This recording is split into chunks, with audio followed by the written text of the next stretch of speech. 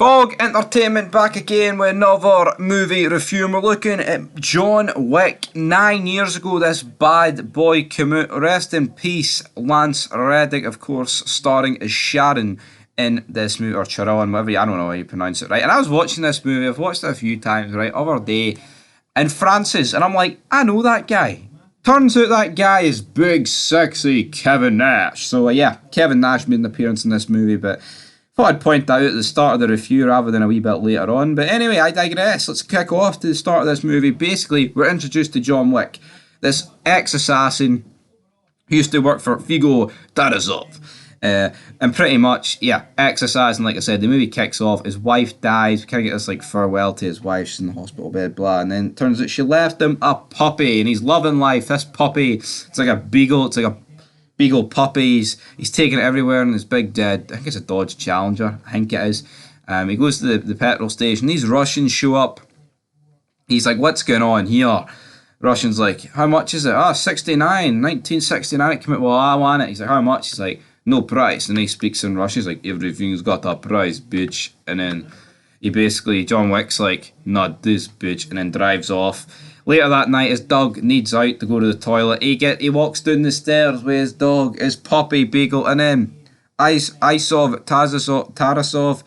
and two like henchmen just batter John Wick and kill his dog. Now, considering John Wick is like so overpowered, like surely he should be able to overcome three guys in an apartment, even if they got the sneak attack on him, right? Or is that illogical for me to think that? Personally, I think that's probably the way it should happen, but it doesn't happen here.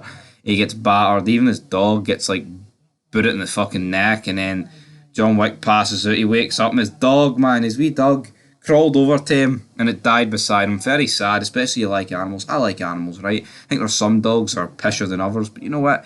Beagle was sad enough. Now, if this was like a golden retriever or a Labrador, I think my heart would have just melted. But guess what? The Beagle had done the trick. It was sad. And at this point on, I was on board the John Wick hype train. But when you think of John Wick, right? The fourth one's out in movies right now. So it's 2023, 4th April, as I'm recording this, right? So it's like, How do they, like, what's the long-term booking of this, like, franchise, if we're being honest? Like, you know what I mean? Like, it is just a guy killing people. Like, now, I haven't seen the third one yet, right? So I've watched the first and second one. Make sure you check out the second one as well. But it just seems like a guy killing people. Yes, you get plots, but it doesn't seem like there's an awful lot more than him killing people. Now, it's fucking great, the action, all that good stuff, but can these movies really be, like, how could someone say, oh, this is like my favourite movie of all time? I just feel like it's like severely lacking a presence and a plot. Like, I don't see how anyone could prefer these movies to Speed. I truly can't. And that's another Keanu Reeves movie, that's why I mentioned it. But yeah, basically, he goes to Ariello's place, this guy owns a garage, and then I see like flashbacks at ISF trying to sell it. He's like, do you know whose fucking car this is? This is John Wick. And then ISF's dad, Figo, finds out and he's like, you fucking stole John Wick's car and killed his dog. Puta. Slaps him. Bang. Good night. And then basically he's trying to make peace with Big John Wick, and then Big John, they come to his house, try and kill him. He kills them all. Then the police turn up. I was like, John, what are you doing? He's like, just another day. And Big John then phones the body snatcher, so they get rid of all the bodies. And then he checks into the Continental. We meet the late, great Lance Reddick. Not really that great, but you know what, he's in this movie, so I'll give him his 15 seconds of fame. I'll put him over a wee bit.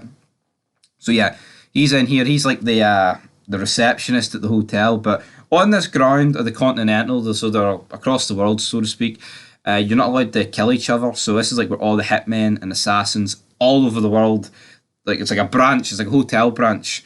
So they come here, and they can sleep, they can spend the night and plot out their assassinations. It sounds like a cool concept, but surely if you're going to get the upper hand on somebody, you could just do it here. Now, albeit if you do kill someone here, you basically get a bounty on your head and you will be killed. So maybe it's not like the smartest idea, so to speak, but we are introduced to Marcus, played by William Dafoe. That guy's jawline will just never not impressed me. I don't know, there's just something off about his jawline, but it's still like cool at the same time. He did show up at John Wick's wife's funeral, but he is then tasked by Figo to kill John Wick. So he has a sniper on John one night across the other building, across the hotel, but then the woman of who is she?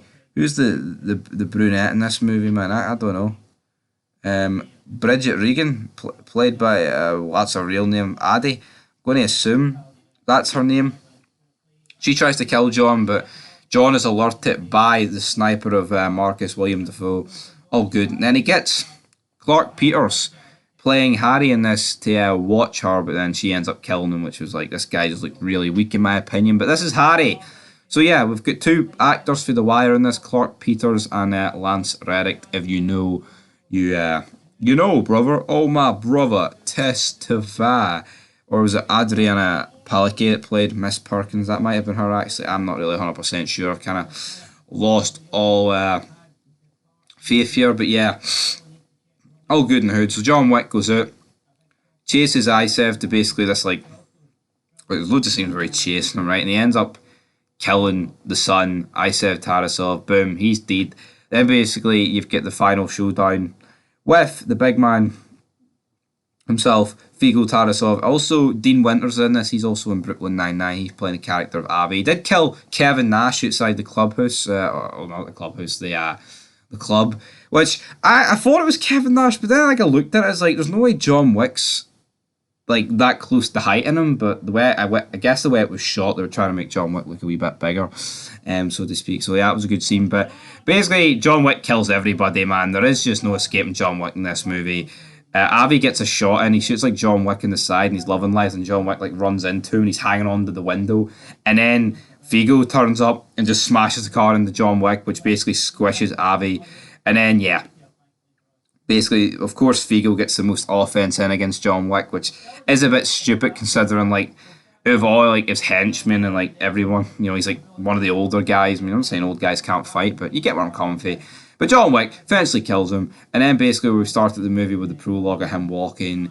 He walks into the veterinarians, he patches himself up, and then guess what, guys? He finds himself a puppy about to be put down, and he walks off with that puppy, and he walks where his wife fell and died. So yeah, everything comes full circle. That's it for the first John Wick.